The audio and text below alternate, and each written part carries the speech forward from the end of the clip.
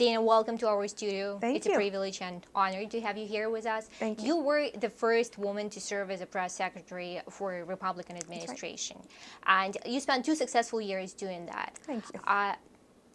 Do you think, or did you have a feeling back then that you broke the glass ceiling? Not really. Partly because the glass ceiling, in some ways it still exists, and in other places it's been shattered, and in other places it's broken all the way through. And Dee Dee Myers was the first woman to be press secretary of the United States. And she worked for Bill Clinton. She was the first press secretary he had. And so in many ways, because she had been the first, she paved the way and dealt with all of the firsts that come with it. And when I was the second, it was still kind of novel because it had been 15 or so years since there had been a woman at the podium. Now I think by the time there's a third, it won't be as big a deal, which is great. I mean, that's a good thing for our country. And your mom recalls that at the age of 6, when you came to Washington for the first time and you toured the White House, you said, when I grow up, I will work in the White House. Yeah. Was it anything like you imagined? And now that you have been there, would you do it again? Great questions. I found it charming that my mom remembered that story. And in fact, she found a photograph of me. My parents always flew the flag outside of our house. And I'm old enough to remember back in the day when milk used to be delivered to the front door. And we had a milk cart, or a milk crate, where the milkman would put the milk in. And I was standing on that, holding onto the flag, and she took a picture of me. And apparently that's when I said that. And my mom's friend from high school worked for Jimmy Carter. And my dad had to come here on business. And those were the days when you could bring your family. So I came with my mom, and it was the 4th of July time. And I remember going to the White House. I remember the red phone. And I remember a few of the things. Of course, you have no idea what life is going to be like when you're 6. I never thought I would work at the White House. Really thought, like when I got underway in my career. I did have the privilege of working in the media, and then I worked in Congress as a press secretary to a congressman from Colorado, my home state. And for me, when people ask me if I'd ever go back to the White House, I try to explain that I didn't go to the White House for the job of press secretary. I went to the White House for President Bush because he was a leader that I believed in and that inspired me to be a better person and helped me realize a dream of public service, more so than I ever imagined. And I was very happy being the deputy. I was happy being behind the scenes. And it was Tony Snow, who was President Bush's press secretary before me, who came down with colon cancer. He had decided to move on, and right about that time, I was thinking about leaving the White House as well, because I had been there for 6 years. I didn't know if I could stay for another 2 because the hours and the pace and the pressure are so grueling. Right. But the same day that I was about to resign, it was the day that they asked me if I would be the press secretary. I did it because my president asked me to. And later on, I got to know President Bush's dad as well. We call him 41 because he was the 41st president, and then we call W 43 because he's 43rd. And 41, one time we went to China for the Olympics. And 41 had been the ambassador to China years ago. And they were talking to him about when he was ambassador to China and how much he loved it and how he and Barbara Bush would ride around on their bicycles. They didn't take the special cars with security. They liked to get out and meet people. And one day, after he was just thinking, I'm just now starting to understand this system. I'm just making some inroads here as ambassador. And a military aide came up to him on his bicycle and said, Sir, I have a message for you from the president. And Ambassador Bush at the time thought there was something really wrong. And so he says, well, all right, let's have it. And he opened it up and it said, I would like you to come back and be the director of the CIA. And he said that was the furthest thing from his mind, that he would ever be the director of the CIA and that he would leave being the ambassador to China. But he said to me, if your president asks you to do something, of course you have to do it. And you do it with dignity and pride, and you try to represent them in the best possible way. So I had a great time, almost 8 years with President Bush, and I worked at the Justice Department for the Environment Division at the White House, and then in the press office for 4 years, the last 2 as press secretary. And I can't imagine ever doing it again. Is there a price you think that you paid or that anyone? No, I paid? think that the benefit really was all mine. Any public servant serving at that level, you get paid a very decent salary. It's not about the money. It really is about the pressure. I used to get up at 4 o'clock in the morning. That's when my alarm would go off. And I would go to bed about 9:30 p.m. And I would usually wake up at 1 o'clock in the morning in a panic, thinking, there's so many things I have to do, and I should have said this, and what if I forgot about that, and oh my gosh, I forgot to tell the president this, and it was just a constant worry. In addition, because I was the press secretary following 9/11, for me, always there was this worry that every phone call I got was going to be the one saying there was another attack on the country. And I realized over time that our best weapon in America is really our idealism and what the country is all about, which is this freedom that we all have taken for granted our whole lives. There's really, if you're a woman in America, there's pretty much no better place for you to start your life. You have all the opportunity in the world. And of course, life happens and some things are hard, but in my travels, as I've seen women in other countries and all that they have to go through, I spent 6 weeks in Africa. And the fact that I got up at 4 o'clock in the morning to worry about what was on the front page of the New York Times is nothing compared to what most women in the world have to deal with every day. So I think the benefit was all mine. I didn't pay a price at all. But talking about your very challenging schedule at the White House, I heard that your husband had been very supportive of you when you had that. Is he still helping, and how does the power balance work in your family? So my husband didn't sign up for this at all, right? We met on an airplane. He's British. I lived in England with him for a while. He does share my affection and admiration for President Bush. And in fact, some days I remember getting ready in the morning, and he reads the newspaper every day, and he's the kind of person that reads the opinion editorials first. And I would hear him sometimes complaining, about the treatment President Bush was getting in that morning. And so I would yell from the bathroom, like, "What now?" And he'd say, "Well, they said this." And I would have to tell Peter, "Oh, no, we deserve that."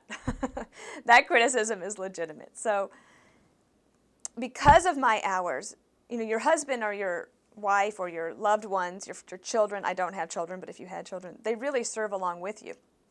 And so I never went to the grocery store. I remember Peter was on a trip. He was away for 2 weeks. And by the time he got home, the only thing left in the house to eat were dried mango and red wine.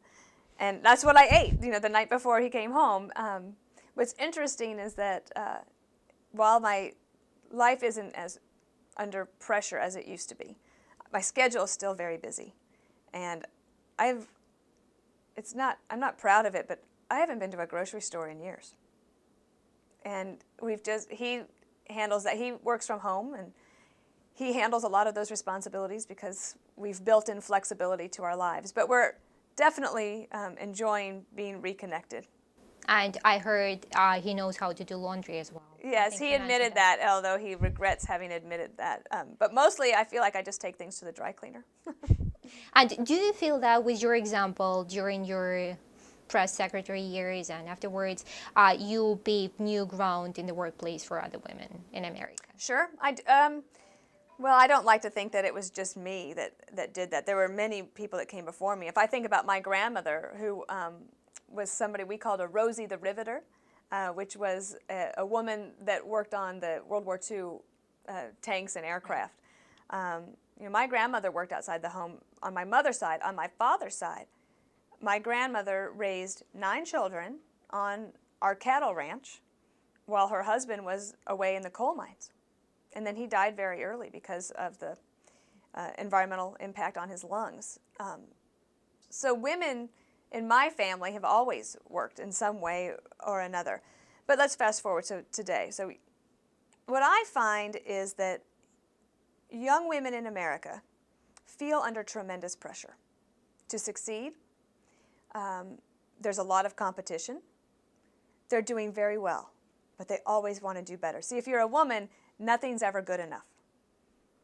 I've got a good story about that, actually, because you always think you're not a good enough wife or a good enough daughter, good enough friend, good enough employee, good enough boss, and you always are striving to do better. I find this is across the case with all different ethnicities in our country. This is a universal feeling that women have. And Tony Snow, who was the press secretary, when he was leaving, he came into my office one day, the last day he was there, and said, "So how are you feeling?" And I said, "Well, not very good, because I don't know how I'm supposed to replace you." And he said, "Come here." And he put his hands on my shoulders and he said, "You are better at this than you think you are. And you're going to be great." And we were very close, and it's hard to talk about him sometimes because he did pass away a year later from the cancer. And about 2 weeks later, on a Friday night, when I was finishing putting everything organized, I like to have my desk very organized so that on Monday morning I could come in and it would be ready to go. And it occurred to me that I realized what he meant was that I didn't have to try to be like him. I could just be myself. And it was this moment of clarity that now I feel I can share that with other women. And I do get asked a lot by mostly women sort of ages 22 to 35, how can I succeed? How do I go from being somebody's assistant to being taken seriously as a manager? Or I want to go into sales. Should I go to law school? How do I balance work and family? To which my answer is, you give up. You don't. You just run with it and everything will be fine. So I started an organization called Minute Mentoring, which is like speed dating, but mentoring from professional women to women who are younger and entering the workforce. And that's been very rewarding. So I do feel like I can give back in some way. Do you think that mentors are kind of driven by the sisterhood idea? There's a little bit of that, sure. And there's a big push in international diplomacy and development, global development, and focusing on women. You've probably heard that if you teach a woman to read, her whole household will learn to read. If you teach her about basic health care methods and remedies, that her household will probably be healthier, maybe the whole village. I left the White House and went to Africa for 6 weeks, volunteered at a HIV/AIDS center that President Bush had helped start. And what I recognized was that it was the women who were pulling together to help one another and their communities. While men were out trying to find work or unable to find work, unfortunately, some were finding alcohol. And it was women that were raising the children and trying to keep their families together. Young women, too. Young women of 16 years old responsible for taking care of 3 or 4 children. So there is a feeling that's not at all partisan, but a feeling that as a woman you can understand more of what it's like. So if I tell you that I see that a lot of young women feel under pressure to succeed, I can see that you understand exactly what I mean.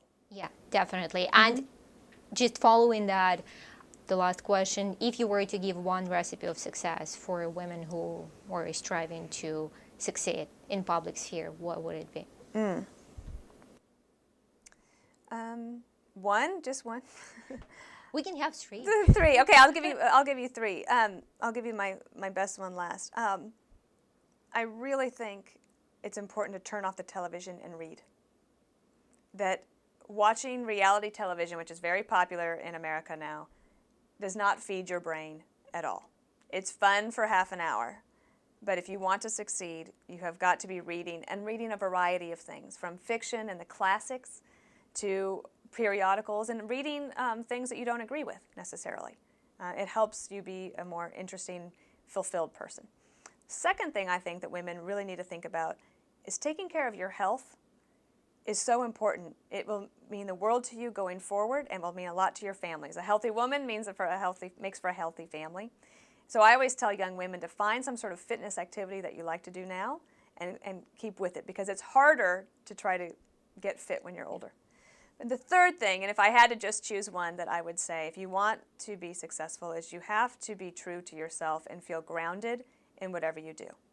So when I finally realized that my political leanings and ideology was of a conservative nature, I felt so liberated.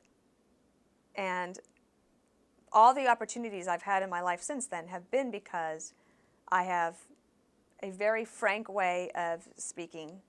And so for somebody like President Bush, I was able to tell him exactly what was on my mind in a respectful way, and to be persuasive, to encourage him to do this or that.